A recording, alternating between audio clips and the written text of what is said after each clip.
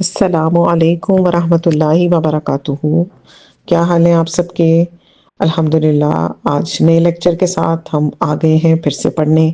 ہم پڑھ رہے ہیں اقبال کیلانی صاحب کی کتاب خوابوں کے مسائل، اور آج ہم اس کا ایک نیو چیپٹر انشاءاللہ پڑھیں گے۔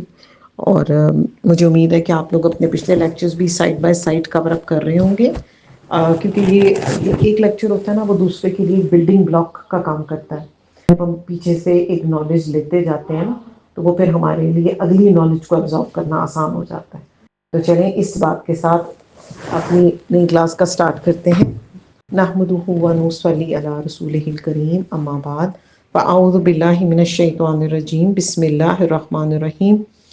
رب اشرح لی صدری ویسر لی امری واحلل عقدۃ من لسانی یفقہوا قولی، رب یسر ولا تعسر وتمم بالخیر، ربک نستعین۔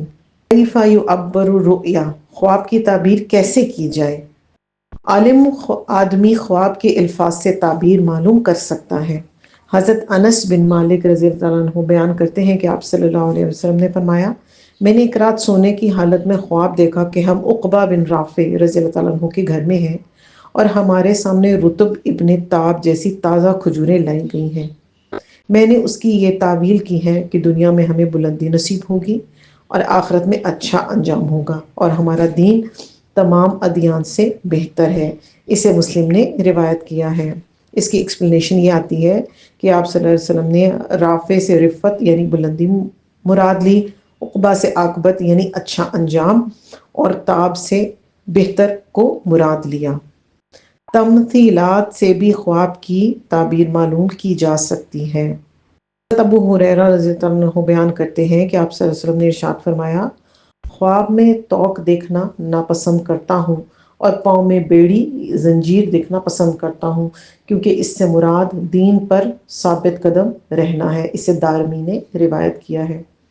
قیدیوں کی گردن میں ڈالی گئی زنجیر کو توق کہتے ہیں، اور پاؤں میں ڈالی گئی زنجیر جو ہے وہ بیڑی کہلاتی ہے۔ اب یہاں پر یہ بات ہم دوبارہ سے ریکال کر لیں کہ خوابوں کی تعبیر بتانا ہر ایک کے بس کی بات نہیں ہوتی۔ یہ اسپیشل علم حاصل کرنے والے اسکالرز ہوتے ہیں، ان کے پاس اس چیز کا علم ہوتا ہے، جو کہ اس کی تعبیر، خوابوں کی تعبیر بتا سکتے ہیں۔ فضیلت رؤیا الصالحہ، اچھے خواب کی فضیلت۔ اچھا خواب وحی کا پرتو ہے۔ حضرت عائشہ رضی اللہ تعالیٰ عنہا بیان کرتی ہیں کہ آپ صلی اللہ علیہ وآلہ وسلم کی وحی کی ابتدا نیند میں اچھے خوابوں سے ہوئی۔ رسول اللہ صلی اللہ علیہ وآلہ وسلم جو خواب دیکھتے وہ صبح کی روشنی کی طرح صاف صاف آپ پر ظاہر ہو جاتا۔ اسے بخاری نے روایت کیا ہے۔ حضرت انس بن مالک رضی اللہ عنہ بیان کرتے ہیں کہ آپ صلی اللہ علیہ وآلہ وسلم نے فرمایا، نیک آدمی کا اچھا خواب نبوت کا 46ویں حصوں میں سے ایک حصہ ہے۔ اسے بخاری نے روایت کیا ہے۔ یہاں پر سمجھنے کی بات کیا ہے؟ دو کلازز ہیں ہمارے لیے سمجھنے والے، ایک تو نیک آدمی، اور پھر اس کا اچھا خواب، اور پھر نبوت کے 46ویں حصوں میں سے ایک حصہ ہے۔ یہاں پر اس سے مراد یہ ہے کہ اب تو نبوت کا سلسلہ مکمل ہو چکا ہے، قرآن مجید ہمارے ہاتھوں میں ہے، آپ صلی اللہ علیہ وسلم خاتم النبیین ہیں۔ اب جو خواب آتے ہیں وہ مبشرات میں سے ہوتے ہیں، گلیڈ ٹائڈنگز میں سے ہوتے ہیں، اور اچھے وقتوں کے لیے اس میں گائیڈنس دی جاتی ہے۔ یہاں پر یہ چیز کو سمجھنا ہمارے لیے بہت ضروری ہے۔ نیک آدمی کا اچھا خواب اللہ سبحانہ وتعالیٰ کی طرف سے بشارت ہوتی ہے۔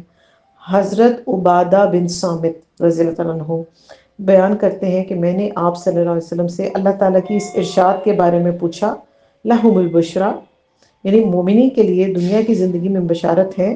سورہ یونس آیت 64، آپ صلی اللہ علیہ وسلم نے فرمایا، اس سے مراد اچھا خواب ہے جو مومن دیکھتا ہے یا مومن کے لیے دکھایا جاتا ہے اللہ سبحانہ وتعالیٰ کی طرف سے۔ اسے ترمذی نے روایت کیا ہے۔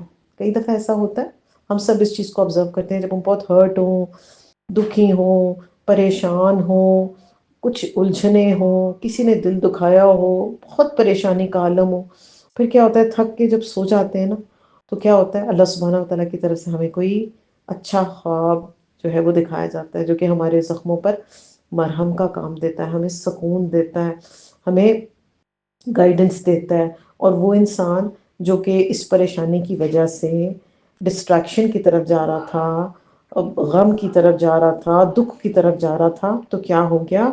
جب خواب میں اس کو کوئی گلیڈ ٹائڈنگ دے دی جاتی ہے تو وہ پرسکون ہو جاتا ہے، وہ ریلیکس ہو جاتا ہے۔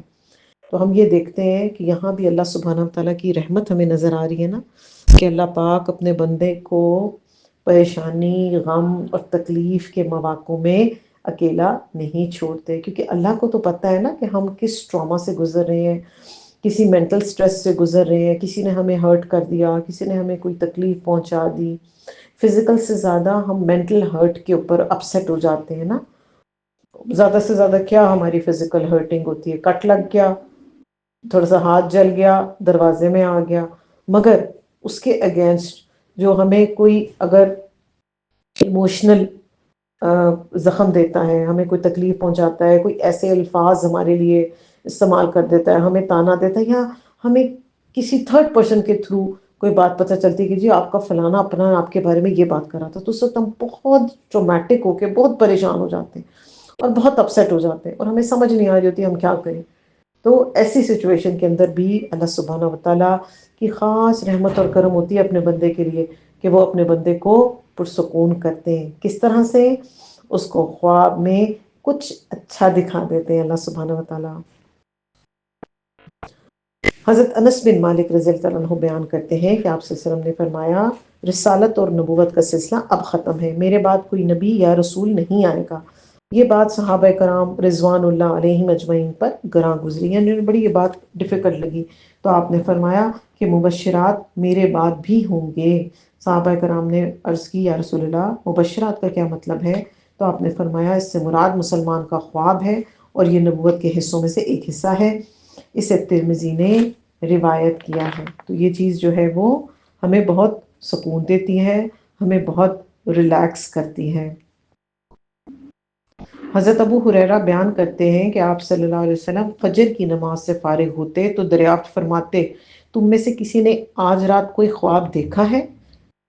سنو، میرے بعد نبوت میں سے کچھ باقی نہیں، ہاں البتہ اچھے خواب باقی ہیں۔ اسے حاکم نے روایت کیا ہے۔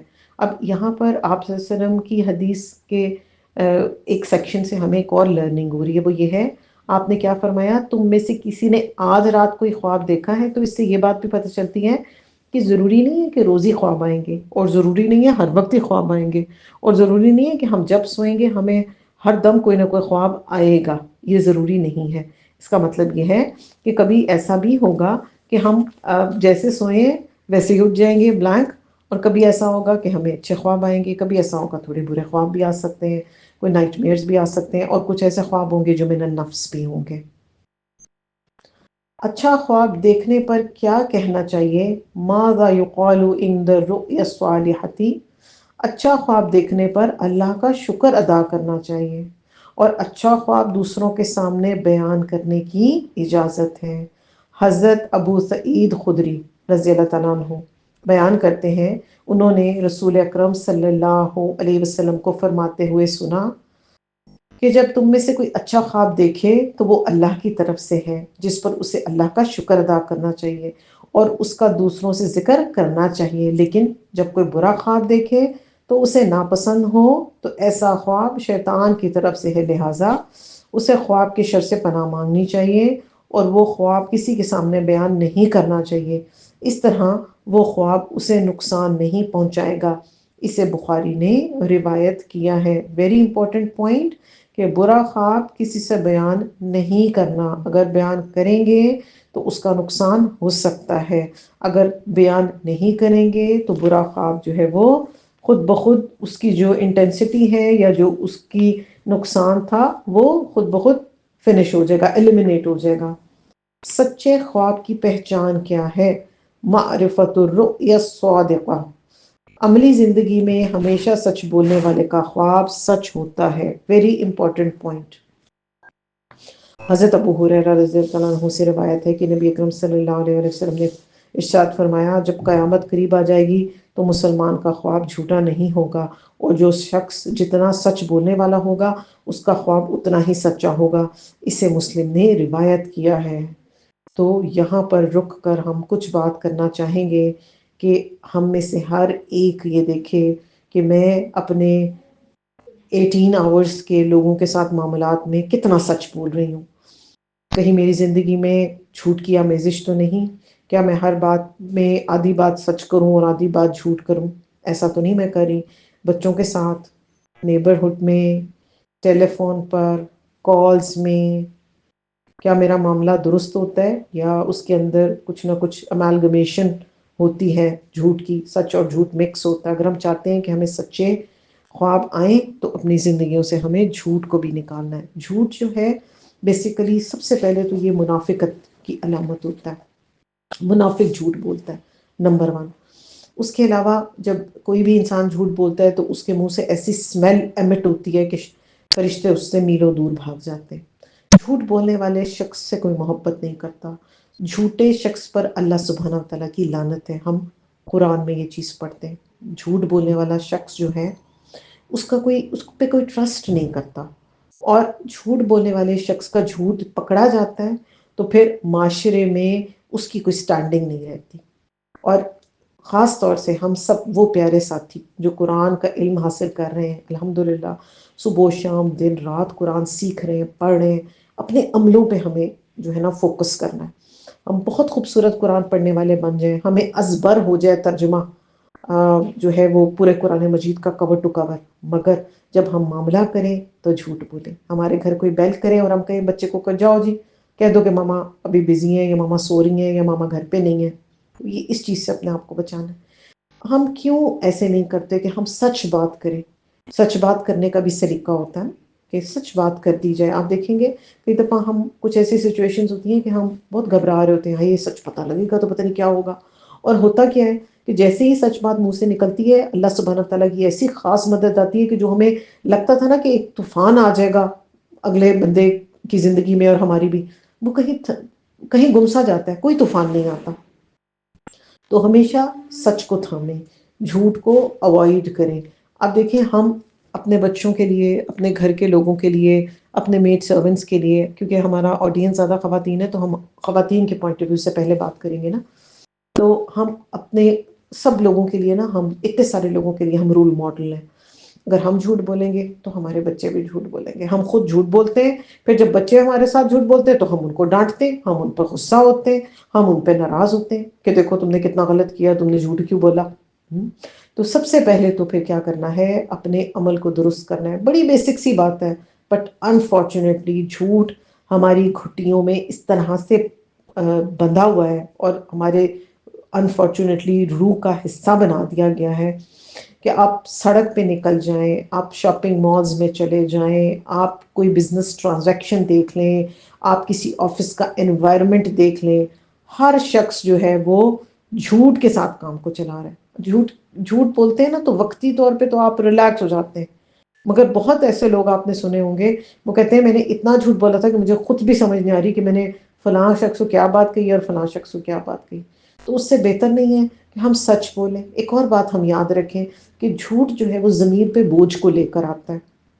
جھوٹے شخص سے کوئی محبت نہیں کرتا. مرعوب ہو کر وقتی طور پر ہو سکتا ہے کوئی عزت کرے، مگر پیچھے سب کہتے ہیں کہ فلاں شخص جو ہے وہ جھوٹا ہے. تو سچ بات کریں، سچ کا ساتھ دیں. سچی بات جو ہے وہ اپنے اندر بہت پاور اور اسٹرینتھ رکھتی ہے. جھوٹ جو ہے وہ انسان کو دنیا میں بھی ڈس رسپیکٹ دے کر رکھتا ہے، اور آخرت میں تو پھر ایسے لوگوں کا انجام ہوگا ہی برا. ہمیشہ سچی بات کریں. اچھا کچھ لوگوں کو مذاق میں جھوٹ بولنے کی بھی بہت عادت ہوتی ہے. کیسے؟ لوگوں کی اپروول جو ہے وہ لینے کے لیے کہ جی یہ لوگوں کی جو ہے وہ لوگ بڑا ہنسیں گے، لوگ بڑا انجوائے کریں گے. ہماری پورا ڈرامہ انڈسٹری اس پر بیسڈ ہے نا، جیسے جوکس بنائے جاتے ہیں، کیا جاتا ہے. تو ہمیں دین کیا سکھا رہا ہے؟ احادیث کی روح سے ہمیں کیا لرننگ مل رہی ہے کہ آپ مذاق میں بھی جھوٹ نہیں بولیں گے. اگر آپ مذاق میں بھی جھوٹ بول رہے ہیں تو وہ جھوٹ جھوٹ ہی ہوتا ہے. ایک دفعہ آپ صلی اللہ علیہ وآلہ وسلم کے پاس وہ جو 2 بچیاں آئی تھیں اور ان کی ماں نے کہا تھا کہ میں فلاں چیز تمہیں گھر جا کر دوں گی. تو آپ نے پھر ان سے پوچھا کہ کیا تم نے واقعی دینی تھی انہیں؟ تو انہوں نے کہا جی. تو آپ صلی اللہ علیہ وسلم نے فرمایا تھا کہ اگر تم ان کو کہتی نا کہ تم کہہ دیتی مگر تم نہ دیتی تو یہ بھی تمہارا جھوٹ ہی لکھا جاتا. تو جھوٹ جو ہے وہ کسی صورت بھی ایکسیپٹیبل نہیں ہے. یہاں پر ایک اور چیز ہم سمجھتے ہیں، اب معاشرے میں جو شخص سچ بول رہا ہے نا، اس کی سچ کو پسند کریں. فار ایگزامپل، آپ کی میڈ آپ کے پاس آ گئی کہ جی فلاں باجی آپ کا کرسٹل کا گلاس میرے سے ٹوٹ گیا. اب ہم اس پہ اتنا بھڑکتے ہیں، اتنا ناراض ہوتے ہیں، اس کو اتنا برا بھلا کہتے ہیں کہ وہ پھر دل میں سوچتی تھی کہ اب تو میں نے کچھ نہیں باجی کو بتانا. اب ہونا کیا چاہیے تھا کہ آپ اس وقت اس کی اس بات پر، دل کو تو بڑی تکلیف پہنچی، آپ کا یونیک کلاس تھا، آپ بہت ایکسپینسو مارکیٹ سے لے کر آئے تھے، آپ کو بہت پسند تھا، اب وہ ٹوٹ گیا، تکلیف تو ہوئی، مگر کرنا کیا چاہیے تھا اس وقت آپ کو؟ اپنی اس تکلیف کو کم کر کے ایٹ لیسٹ اس کو کرنا چاہیے تھا کہ یہ تم نے اچھی بات کی ہے کہ تم نے سچ بولا ہے اور مجھے بتایا ہے، مگر تم نے نقصان کی ہے، آئندہ احتیاط کرنا، کیونکہ کوئی بھی نقصان اس وقت ہوتا ہے جب ہم بد احتیاطی کرتے ہیں. تو اس طرح کیا ہوا، 2 in 1 کام ہو گیا. ایک تو آپ نے سچ کو پروموٹ کیا، دوسرا آپ نے اس کی تربیت بھی کر دی. یہی اپلائی کریں رول بچوں کے ساتھ بھی. بچے کو غلطی کر کے آتے ہیں، اسکول میں ان سے کچھ غلط ہو جاتا ہے، گھر کا کوئی نقصان ہو جاتا ہے، کوئی اس طرح کی بات ہو جاتی ہے، اور ہم اتنا اسٹرانگ ریئیکشن شو کرتے ہیں کہ بچے جو ہیں وہ پکا ارادہ کر لیتے ہیں کہ اب ان ماں بابا کو تو میں نے کبھی نہیں کوئی بات بتانی اپنی. پھر وہ کیا کرتے ہیں، کچھ غلط کرتے ہیں، اس غلطی کو مس ہینڈل کرتے ہیں، لوگوں کے ہاتھوں ایکسپلائٹ ہوتے ہیں، اور پھر ہم دیکھتے ہیں ہمارے معاشرے میں یہ یوتھ کے اندر کتنے مسئلہ مسائل جنم دے رہے ہیں. کیوں؟ کیونکہ ہم نے گراس روٹ لیول سے اس پرابلم کو سالو نہیں کیا. ہم نے اپنے بچوں کو کبھی ٹرسٹ دیا ہی نہیں، ہم نے ان کے جھوٹ بولنے کو ایکسیپٹ کیا، اور جب وہ سچ بات ہمارے پاس لے کر آئے تو ہم نے انہیں ڈانٹنا شروع کر دیا، جس کی وجہ سے انہوں نے کہا جی ٹھیک ہے میں تو سچ بات آپ کو دوبارہ کبھی بھی نہیں بتاؤں گی. تو یہ بے حد ضروری ہے کہ اگر ہم چاہتے ہیں کہ ہمیں اللہ سبحانہ تعالیٰ کی طرف سے مبشرات ملیں، گلیڈ ٹائڈنگز ملیں، ہمیں خوشخبریاں ملیں، تو اپنی زندگی سے ہم سب کو جھوٹ کو نکالنا ہوگا. جھوٹ جو ہے یہ بہت بڑی لعنت ہے، اور ہمارے معاشرے کا یہ بہت قبیح قسم کا چہرہ ہے جو لوگ جھوٹ بولتے ہیں. آپ دیکھیں آپ کی آن لائن جتنی شاپنگ ہے، آپ کی مارکیٹنگ اسٹریٹجیز ہیں، most of the time they are based on lies, جھوٹ پر بیسڈ ہوتی ہیں. تو پھر ہم کہتے ہیں، ہم روتے رہتے ہیں جی برکت نہیں ہے، مہنگائی بہت ہے، وقت میں برکت نہیں ہے، اس لیے کہ ہم نے اپنے کیریکٹرز کو امپروو نہیں کیا، ہم نے اپنے معاشرے سے، اپنی لائف سے جھوٹ نہیں نکالا. پھر ہم یہ بھی کہتے تھے لو جی فلاں بھی تو بولتا ہے، اس سے کیا فرق پڑتا ہے، کوئی فرق نہیں پڑتا، وقتی طور پہ تو ہم سکون میں آ گئے نا. وہ وقتی طور پر آئے، یہ بات ہم سب یاد رکھیں. کسی بھی گناہ کا ریپل ایفیکٹ ہوتا ہے، it bounces back to you. آپ اچھا کریں گے it will come back to you, آپ برا کریں گے it will definitely come back to you. آپ اس سے بچ نہیں سکتے. سحر کا خواب سچا ہوتا ہے. حضرت ابو سعید خدری کہتے ہیں کہ آپ صلی اللہ علیہ وسلم نے فرمایا سب سے سچا خواب وہ ہے جو سحری کے وقت دیکھا جاتا ہے. اسے دارمی نے روایت کیا ہے. سحر رات کا آخری چھٹا حصہ ہے جو صبح صادق سے پہلے ہوتا ہے، اور یہ وقت اللہ سبحانہ و تعالیٰ کے نزول رحمت و برکات اور عبادات اور مناجات کا وقت ہوتا ہے. اس وقت اللہ سبحانہ و تعالیٰ اپنے صالح بندوں کی دعائیں قبول فرماتے ہیں. اس وقت میں ایسی تاثیر ہے کہ سوئے ہوئے بھی فائدہ اٹھا سکتے ہیں اور ان کے خواب بھی سچے ہو سکتے ہیں. کتنی خوبصورت بات ہے. تو یہ آپ کا وقت ہے فجر سے پہلے کا وقت، جس وقت ہمیں آپ صلی اللہ علیہ وسلم کے لیے تو کمپلسری تھا، اور امت کو بھی آپ نے اس چیز کو پسند کیا، امت کے لیے بھی، کہ آپ اس وقت میں اٹھیں اور اٹھ کے تہجد کے نوافل پڑھیں، دعائیں کریں. مناجات ہوتی ہیں اللہ سبحانہ تعالیٰ سے، سرگوشیوں میں باتیں کرنا، اپنے پورے دن کی پریشانیاں، غم، دکھ، سٹریسز اپنے اللہ کے آگے رکھ دینا. آپ دیکھیں جب آپ لوگوں کے آگے اپنا سٹریس بیان کرتے ہیں نا تو لوگ آپ سے تنگ پڑ جاتے ہیں. کیا بھائی اس کے تو رونے ہی نہیں ختم ہوتے، اس کی تو شکایتیں نہیں ختم ہوتی، کیا مشکل ہے بھائی اس خاتون کی. ایسا ہوتا ہے نا. ہم کسی کا غم ایک دفعہ سنیں گے، 2 دفعہ، تیسری دفعہ نا ہم امیون سے ہو جاتے ہیں، بس ٹھیک ہے یار اس کو تو عادت ہی ہے رونے کی. تو لوگوں کے آگے رونے کے بجائے، لوگوں کو دل کی باتیں بتانے کے بجائے اپنے رب سے باتیں کریں، اپنے اللہ سے باتیں کریں.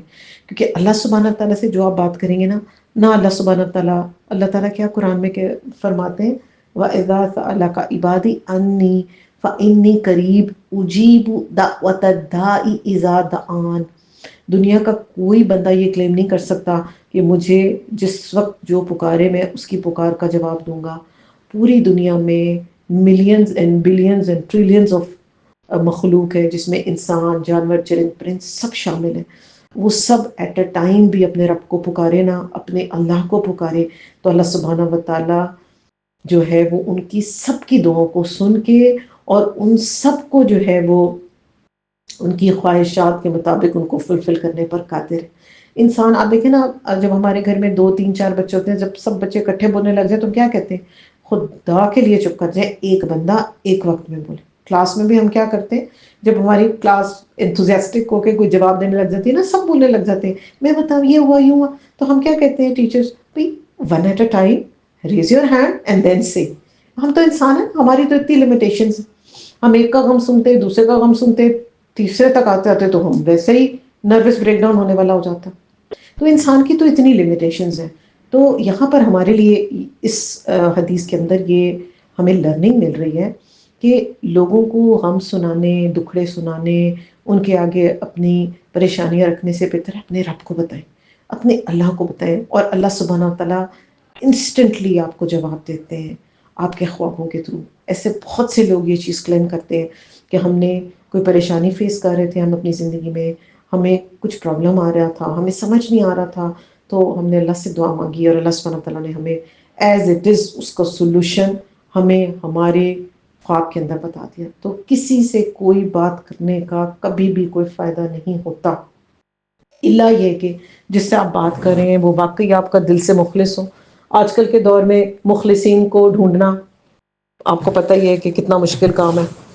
تو اور آج کل کے دور میں کسی پر ٹرسٹ کرنا ہم سب جانتے ہیں کہ کتنا مشکل ہے. تو بجائے اس کے کہ ہم لوگوں کے ہاتھوں ایکسپلائٹ ہوں، اور یہ بہت آپ کیسز سنتے ہوں گے کہ کسی کو اپنا سمجھ کے دل کی بات کی، اس نے کیا کیا، اس کو منع بھی کیا تھا کہ کسی کو نہیں بتانا، اس نے ساروں کو بتا دیا، اور آپ کیا بن گئے؟ ایک جوک بن گئے، آپ ایک مذاق بن گئے. آپ کا بس وہ ایک بن گیا کہ لو جی اس کا تو کام ہی کیا ہے، بس رونا دھونا، اس کا تو کام ہی کیا ہے ہر وقت اپنے گھر والوں کی شکایتیں کرنا، اس کا تو کام ہی کیا ہے ہر وقت جو ہے وہ بری خبریں پہنچانا. تو کیا کریں، بجائے اس کے کہ لوگوں سے شکوے کریں یا لوگوں سے کریں، اللہ سبحانہ تعالیٰ سے کریں، ساری باتیں کریں. وہ تو سنتے ہیں، وہ کہہ رہے ہیں کہ میں تمہاری پکار کا جواب دیتا ہوں. We should be having such sensitivity in ourselves کہ ہم اللہ سبحانہ تعالیٰ کے اس جواب دینے کی سینسٹیوٹی کو سمجھ سکیں. We should be having such strong muscles کہہ لیں یا اسٹرانگ ریئیکشنز ہو ہمارے اندر، یا ہمارے اندر اتنی اور یہ حکمت ہے اپنے اللہ سے مانگیں، اللہ سبحانہ تعالیٰ مجھے حکمت عطا کریں کہ میں چیزوں کی باریکی کو سمجھوں. اور اکثر ایسا ہوتا ہے کہ کئی دفعہ ہمارے ساتھ کچھ غلط ہوتا ہے تو ہمیں سمجھ نہیں آتی کہ اچھا یہ ایسے کیوں ہو گیا. ہم شکوے میں، دکھوں میں رہ جاتے ہیں، اور کچھ عرصے بعد ہمیں جب اس کے ریزلٹس نظر آتے ہیں تو ہم کہتے ہیں اف اس میں تو میرا ہی بینیفٹ تھا. اکثر لوگ یہ بتاتے ہیں کہ جی میں نے ایک جگہ جلدی سے پہنچنا تھا، میں تیزی میں نکل رہی تھی اور ایک دم کیا ہوا جی میرا ٹائر پنکچر گاڑی کا ہو گیا، اب میں پریشان، میں لیٹ ہو گئی، فلاں ہو گیا. اب وہ کیا ہوا کہ جب میں وہاں پہنچی تو مجھے پتا چلا کچھ دیر پہلے یہاں پر ایکسیڈنٹ ہوا تھا اور اللہ نے مجھے بچانا تھا. تو اس طرح کے جو بھی واقعات ہوتے ہیں اس کے لیے ہمارے لیے انڈرسٹینڈنگ ہے، ہمارے لیے اس کے اندر جو ہے وہ یہ حکمت ہمارے اندر ہونی چاہیے کہ ہم جو اللہ سبحانہ تعالیٰ ہمارے لیے بھلائی چاہ رہے ہیں اس کو ہم انڈرسٹینڈ کریں اور اس کو سمجھیں، اور اپنی زندگی کا یہ ایک وتیرہ بنا لیں، اپنی یہ روٹین بنا لیں، اپنا یہ سٹائل بنا لیں کہ جو بھی اپنے دل کی باتیں ہیں، جو بھی پریشانیاں ہیں، جو بھی غم ہے، چھوٹی سی بھی بات ہے، کسی بچے کی طرف سے کوئی نافرمانی کا معاملہ ہو گیا، مت بتائیں رشتہ داروں کو کال کر کر کے. شوہر کی طرف سے کوئی چھوٹی سی بات ہو گئی، مت بتائیں کسی رشتہ دار کو، الا یہ کہ کوئی بہت بڑا ظلم وہ آپ پہ کر دے. اس کا نقصان ہوگا. کیا نقصان ہوگا؟ پوری زندگی کے لیے آپ کے ہسبینڈ کی رسپیکٹ ختم ہو جائے گی اور آپ کی بھی ختم ہو جائے گی. وہ تو وقتی طور پر ایموشنز میں بہہ کر اس نے آپ کو ایک بات کہہ دی تھی، آپ نے اس کا ڈھنڈورا پورے خاندان میں پیٹ دیا. اب کیا ہوا؟ اس بندے کی ساری زندگی کے لیے رسپیکٹ ختم ہو گئی. اور پھر جب وہ ڈس رسپیکٹڈ فیل کرتے ہیں تو پھر جھگڑے بنتے ہیں، پھر لڑائیاں بنتی ہیں. تو be sensible and be sensitive towards such important matters. اپنا گھر اپنے ہاتھوں سے ہم خود خراب نہ کریں، اور ان معاملات پر جو ہے وہ غور کریں اور اللہ سبحانہ و تعالیٰ کو پکاریں. اپنی روٹین کچھ اس طرح کی رکھیں کہ فجر سے چند منٹ پہلے بھی اگر ہم اٹھ جائیں نا تو ہم آرام سے اپنی 2 نفل بھی پڑھ سکتے ہیں، 2 4 6 ڈپینڈنگ اپون ہماری کیپیسٹی کے، وہ پڑھیں، اس وقت دعا مانگیں، مسنون اذکار پڑھیں، اللہ کو پکاریں۔ دعاؤں میں تو ہم کسی لینگویج میں بھی اپنے رب کو پکاریں، اللہ سبحانہ وتعالیٰ کو تو کوئی لمیٹیشنز نہیں ہے، لمیٹیشنز تو انسانوں کے پاس ہیں۔ تو کوشش کریں ہم سب کہ ہم اپنی روٹین جو ہے وہ تہجد کے ساتھ بنائیں۔ ہمارے بہت سے ایسے مسئلے ہوں گے جو انشاءاللہ خود بخود سالو ہو جائیں گے۔ جن پرابلمس کے لیے ہم تھراپسٹ کے پاس جاتے ہیں، سائیکیٹرسٹ اینڈ سائیکالوجسٹ کے پاس جاتے ہیں، لوگوں کے پاس جاتے ہیں، گھنٹہ گھنٹہ لوگوں سے پوچھتے ہیں، بجائے اس کے کہ ہم، کیونکہ لوگ تو ان کی تو عقلیں لمیٹڈ ہے نا، وہ تو خود کمزور ہے، وہ تو خود پریشان، ڈاکٹرز کے پاس جا رہے ہوتے ہیں، جی ہمیں بتائیں ہم کیا کریں، ہم خود سٹریس میں آ گئے۔ تو ان کا سٹریس اگر ریلیف نہیں ہو رہا تو وہ ہمارا کیا ریلیف کروائیں گے، اور دوائیاں کیا کریں گی؟ یہ تو کیمیکلز کا ایک آپ باکس آپ کو دے دیا گیا ہے، کھاتے جائیں، ایک بیماری ٹھیک کروائیں 10 اور لگوا لیں۔ تو ان سب پرابلمز کا سولوشن ہمارے پاس ایک ہے، وہ کیا ہے کہ اپنے اللہ سے دعائیں کریں اور تہجد کے وقت میں اٹھ کے اللہ سے مانگیں۔ برا خواب دیکھنے پر کیا کہنا چاہیے؟ ماذا یقول عند الرؤیا المکروہہ، برا خواب دیکھنے پر بائیں طرف 3 بار تھوکنا چاہیے اور 3 بار اعوذ باللہ من الشیطان الرجیم پڑھ کر پہلو بدل لینا چاہیے۔ حضرت ابو قتادہ رضی اللہ عنہ سے روایت ہے کہ رسول اللہ صلی اللہ علیہ وسلم نے فرمایا، اچھا خواب اللہ کی طرف سے ہے اور برا خواب شیطان کی طرف سے ہے۔ جب تم میں سے کوئی ناپسندیدہ خواب دیکھے تو اسے بائیں طرف 3 بار تھوک دینا چاہیے اور 3 بار شیطان مردود سے اللہ کی پناہ طلب کرنی چاہیے، اور جس پہلو پر سو رہا تھا اسے بدل لینا چاہیے۔ اسے ابن ماجہ نے روایت کیا ہے۔ جب بھی برا خواب آ جائے تو اس کی ریمیڈی ہمیں سکھا دی گئی کہ 3 دفعہ آپ نے کیا کرنا ہے کہ 3 بار تھوک دینا ہے لیفٹ سائڈ پر، اور 3 دفعہ ہی اعوذ باللہ پڑھ لینی ہے۔ اور اگر آپ رائٹ کروٹ لیٹے تھے تو لیفٹ ہو جائیں، لیفٹ کروٹ لیٹے ہوئے تھے تو رائٹ ہو جائیں۔ برا خواب کسی کے سامنے بیان نہیں کرنا چاہیے۔ برا خواب دیکھنے والے کو اٹھ کر 2 رکعت نماز ادا کر لینی چاہیے۔